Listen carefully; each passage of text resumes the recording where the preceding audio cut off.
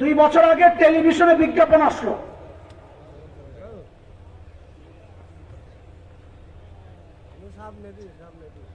কি বিজ্ঞাপন আসলো? এক স্মার্ট ছেলে, দেখতে ওদের কথা স্মার্ট, রাস্তায় বের হয়েছে। এখন ওর দিকে আর মেয়েরা তাকায় না, খালি ওরা দেখলেই মুখ ফিরায় এলায়। বেচারা খুব কষ্ট পাইতেছে, কিরে কি হইলো, আমার মুখে কারো মুখ লাগলো কিনা, চোখ লাগলো কিনা। বহু জোয়ান পোলাপান এমন আছে, রাস্তায় হাঁটলে চিন্তা করে এই মেয়েরা কেমনে তাকাবে, খালি এমন একটা ভাব লয়। কথা ঠিক কিনা?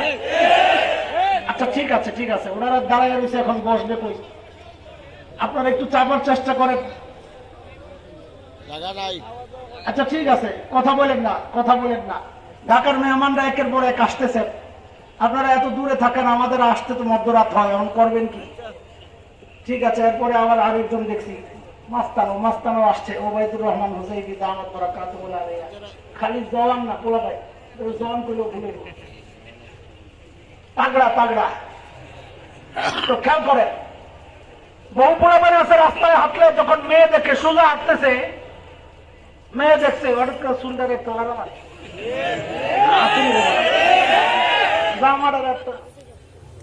وقيضنا لهم قرناء فزينوا لهم ما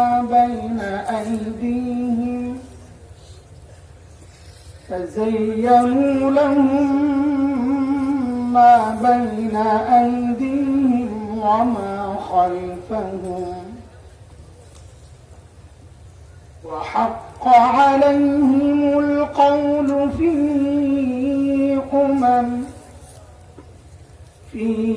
أمم قد خلت من قبلهم من الجن والإنس إنهم كانوا خاسرين.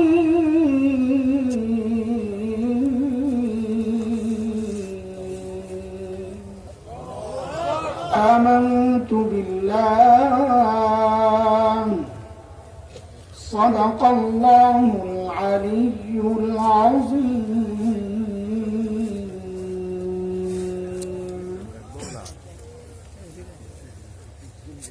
আকাবির আসলাফের স্মৃতি বিজড়িত বরুণা মাদ্রাসার বার্ষিক ওয়াজ মাহফিলের এই মুহূর্তের সম্মানিত সভাপতি, উপস্থিত হযরত উলামায়ে কেরাম, মুরব্বিয়ানে আযম, দূর দূরান্ত থেকে আগত এবং অনলাইনে সারা দুনিয়া থেকে সংযুক্ত ইসলাম প্রিয় সুধী সমাজ, প্রিয় ছাত্র ভাইয়েরা, যুবক বন্ধুরা, পর্দার আড়ালের মা ও বোন, আল্লাহ সুবহানাহু ওয়া তাআলার অশেষ মেহেরবানি, করুণা, দয়া, যে মহান মালিক লাখো কোটি মানুষ থেকে বাছাই করে দিন এই মজলিসে আমাকে আপনাকে দিন বুঝা মানার মানসিকতা দিয়ে একত্রিত করেছে, এটা মালিকের অনেক বড় দয়া আর করুণা। কুরআন আল কারীমের মধ্যে আসছে, মালিক বলেন, দিন বুঝার জন্য আমি যার দিল চাই খুলে দেই, দিন মানা, দিন শেখা, দিন জানার মানসিকতা যাকে দান করি, এটা এত বড় নিয়ামত। আল্লাহ বলেন, এই নিয়ামত আমি যে বান্দাকে দেই, ওই বান্দা সারাক্ষণ আমার স্পেশাল নূরের আওতায় থাকে। দুর্ভাগ্য তার জন্য যার দিন শক্ত, দিন বুঝে না, বুঝতে চায় না, মানতে চায় না, শিখতে চায় না, বরং কোন কোন পোড়া কপাল উল্টা বুঝে। আল্লাহ তাআলা বলেন, ওরা স্পষ্ট গুমরাহিতে নিমজ্জিত।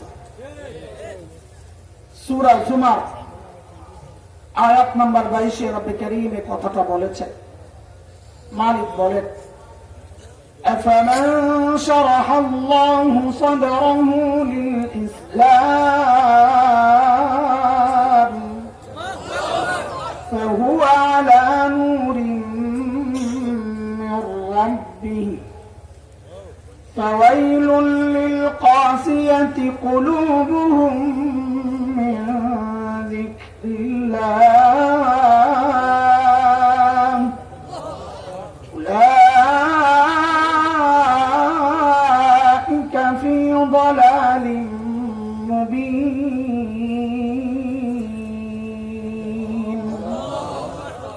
এই আয়াতের মধ্যে রব্বুল কারীম এই কথাগুলো বলেছেন। মুহতারাম হাজরিন, যে মহান মালিক এই নিয়ামত আমাদেরকে ধন্য করলেন, ওই মালিকের শুকরিয়া আদায় করি, জবান খুলে প্রাণ খুলে কালিমাতুশ শুকর উচ্চারণ করি, আলহামদুলিল্লাহ। আমি সূরা হামিম আস-সাজদার 25 নম্বর আয়াত তিলাওয়াত করেছি। আমার আগের যিনি মুহতারাম কথা বলেছেন, তার আগে আমাদের ঢাকার মেহমান, আমাদের ভাই, মহাব্বতের ভালোবাসার ভাই হযরতুল্লাহ আল্লাহ মুফতি লুৎফুর রহমান ফরাজি দামাত বারাকাতুহুল আলিয়া যে কথাগুলো বলছিলেন শয়তান সম্পর্কে, তার কথাটা কি আমি একটু টেনে নিয়ে যাই, যেহেতু তিনি কথা শেষ করতে পারেন নাই আমি আসার কারণে। তো আমরা দুইজনে মিলেই একটা কথা সাজাই যেন কথাটা শেষ হয়। দোস্ত, ওই কথায় ঢুকার আগে কিছু কথা বুঝে নেওয়া দরকার। মনোযোগ থাকলে কিছু মেসেজ এখান থেকে নিয়ে যেতে পারবে, আর ঘুমাইলে ঘুমান, অসুবিধা নেই। আর পকেটে বাদাম থাকলেই সুযোগে খায় বলে।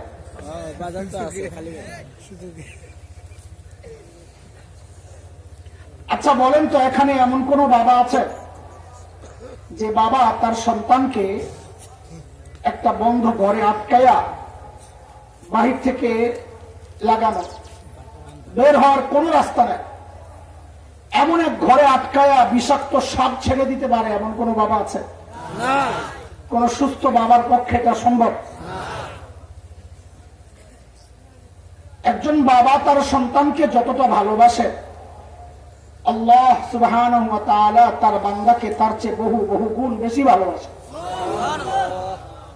যদি তাই হয়, একজন বাবার পক্ষে যদি সন্তানকে বন্ধ করে আটকায়া বিষাক্ত সাপ ছেড়ে দেওয়া সম্ভব না হয়, একজন বাবা আল্লাহর পক্ষে কি করে তার বান্দাকে এই বন্ধ দুনিয়ার মধ্যে আটকায়া বিষাক্ত শয়তান আল্লাহ কি করে ছেড়ে দেয়? প্রশ্ন জাগে কি জাগে না আপনাদের? আল্লাহ আমাদেরকে ভালোবাসেন না? তো ভালোবাসলে এই বিষাক্ত শয়তানকে কেন ছাড়ছেন? এখন আমি কি করব? আমি তো বের হইতে পারি না। দুনিয়া থেকে বের হওয়ার রাস্তা থাকলে না পালাইতাম। আল্লাহ নিজেই বলেছেন বের হইতে পারবি না, ফানফুজু লা তানফুজু না, পারলে বের হও, আবার নিজেই বলেন যে না পারবি না। তো এই বন্ধ ঘরে আটকায় শয়তান কেন ছাড়লে? এই প্রশ্ন জাগে কি জাগে না আপনাদের? মুহাক্কিক উলামায়ে কেরাম অনেক জবাব দিয়েছেন। আমার কথা যেহেতু অন্য জায়গায়, আমি সংক্ষেপে দুইটা জবাব একটু দিই আপনাদের। ছোটবেলায় আমরা দেখতাম খেলার আসামি হয়ে মাঝে মধ্যে ওস্তাদদের সামনে আসতে হতো। খেলার আসামি কে কে খেলছে, সুফি সাহেব যে সমস্ত ছাত্ররা থাকতো ওস্তাদরা ওদেরকে লিস্ট করতে পাঠায় দিত। তো সুফি সাহেব খেলা দেখার ভান করে আস্তে আস্তে নাম দিয়ে লিখে বেড়াইত। হয়নি এমন দোস্তরা? মাদ্রাসার ছাত্ররা কথা তো বলো। আচ্ছা আচ্ছা, তো মাঝে মধ্যে আমাদের নামও আসতো আর কি, খেলি একটু মাঝে মাঝে ছোট। তো ওস্তাদ যখন জিজ্ঞেস করতেন আই কেন খেলছো, যারা শিক্ষক তারা বুঝবেন ভালো ছাত্রদের প্রতি ওস্তাদদের একটা দুর্বলতা থাকে, মায়া করে। আমি যেহেতু আমার ক্লাসে বরাবর ফার্স্ট হইতাম, ওস্তাদরা চাইতেন যে কোন রকমে আমার সাইড করা যায় কিনা, মারতে চাইতেন। এই সুযোগটা আমরা নিতাম, আমরা বুঝতাম এটা। আমি ক্লাসের দুষ্ট যেটা জানতাম ও তোমার খালি বাঁচার কোন উপায় নেই। তো যেই জিজ্ঞেস করতে নাই কেন গেছস, তো আস্তে করে আসলে ওই নিয়ে গেছে, তো আস্তে করে ওর উপরে চাপা যেতাম। আল্লাহ ওস্তাদজি বলে, তো ওস্তাদ ঘরে ধরতেন, তুই নিজে খারাপ, ভালো গুলার ওখানে খারাপ করস। করেননি এরকম মাঝে মাঝে? আগে করছেন তো না? হ্যাঁ, ভালো সাইজের না আমার সাথে, আমি তো করছি। হাসরের মাঠে আল্লাহ যখন জিজ্ঞেস করবেন, এরে বান্দা এই গুনাহ তুই কেন করছস, আল্লাহ শয়তান কেন পাঠাইছেন বুঝেন। তো আল্লাহ তাআলা আমার আপনার বাঁচার একটা রাস্তা বের করে রাখছেন। কি? আল্লাহ যে জিজ্ঞেস করবেন এই গুনাহ তুই কেন করছস, তো আস্তে করে চাপায় দেওয়ার একটা সুযোগ আছে। আল্লাহ শয়তান করেছে। শয়তান যদি না থাকতো সমস্ত গুনার দায়ভার নিজের কাঁধে পড়ত। শয়তান থাকার কারণে বাঁচার একটা রাস্তা আমরা পাওয়া গেলাম, আল্লাহ করে ধরে ধরে। কথা ঠিক আছে? এটা একটা জবাব। মূল জবাব হচ্ছে, কেউ যখন বিশ্বকাপ খেলতে যায়, দুনিয়ার সবচেয়ে দামি কাপ খেলার দিক থেকে, তো ওটা খেলার জন্য কারা যায়? মৌলভীবাজার একাদশ, বরুণা যুব সংঘ, না দুনিয়ার শ্রেষ্ঠ দল যায় খেলার জন্য? বুঝেন না আপনারা এগুলো? না, খুব ভালো মানুষ, আচ্ছা ভালো ভালো, দুনিয়ার সেরা দলগুলোই তো যায় নাকি? আল্লাহ সুবহানাহু ওয়া তাআলা আমাদের জন্য বিশাল জান্নাত পুরস্কার রেখেছেন। তো আল্লাহ বলেন, বান্দাই বিশাল পুরস্কার গ্রহণ করতে চাও তো যাও, দুনিয়ায় শ্রেষ্ঠ শত্রু তুমি আর তোমার ইবলিসকে পরাজিত করে তারপরে আইসা জান্নাতের এই বিশাল পুরস্কার তুমি গ্রহণ করো। ওই জন্য আল্লাহ শয়তানকে দুনিয়ায় পাঠাইছে। তারপরেও বান্দার একটা প্রশ্ন থাকবে যে আল্লাহ যেহেতু এত মায়া করেন, দরকার কি ছিল পাঠানো? তো আল্লাহ জানায়া দিচ্ছেন, বান্দা তুই ভয় পাইস না, শয়তানের সাথে যখন তোর টক্কর খাবে, লড়াই হবে, তখন শয়তান কিন্তু একা। ও বান্দা, তুই কিন্তু একা না, আমি আল্লাহ তোর সাথে আছি। তুই বিপদে বললি আমাকে ডাকবি।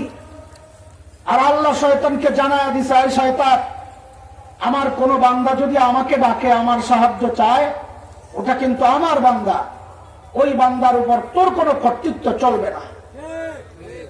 বলেছেন কে? আল্লাহ বলেন, ইন্না ইবাদি লাইসা লাকা আলাইহিম সুলতান।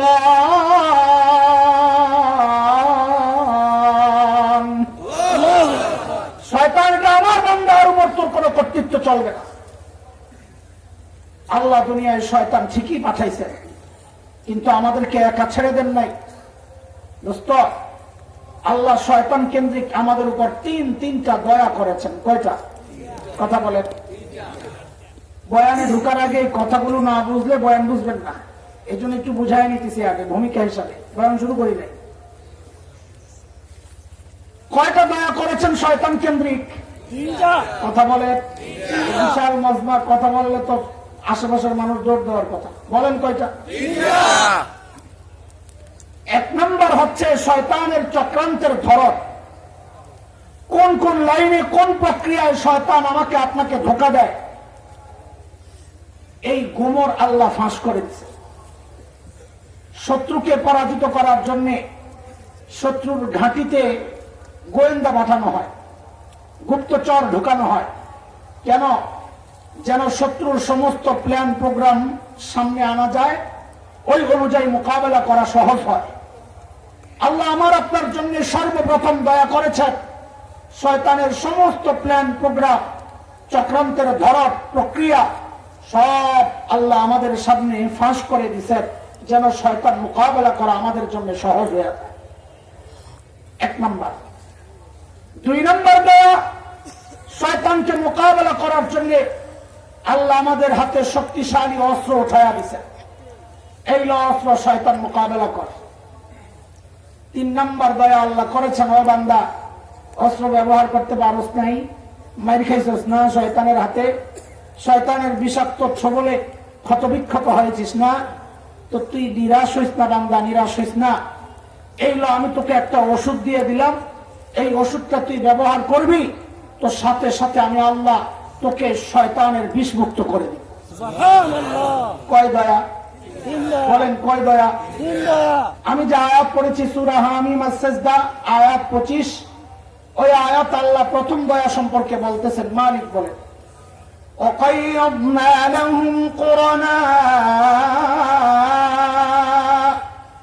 فَزَيَّنُوا لَهُم مَّا بَيْنَ أَيْدِيهِمْ وَمَا خَلْفَهُمْ। আল্লাহ বলেন, আমি শয়তান চাপাইয়া দিই মানুষের উপর, সবার উপর না, যারা দিন ছেড়ে দেয় তাদের উপর। তখন শয়তান কি করে, এটা হচ্ছে আলোচনার মূল পয়েন্ট, খেয়াল করা। فَزَيَّنُوا لَهُم مَّا بَيْنَ أَيْدِيهِمْ وَمَا خَلْفَهُمْ। শয়তানের কাজ হচ্ছে তখন শরীয়ত বিরোধী কাজটাকে শুভনীয় করে দেখায়, সুন্দর করে দেখায়, চমৎকার চটকদার স্লোগান লাগাইয়া দিয়া হারামকে বাজারজাত করে দেয়।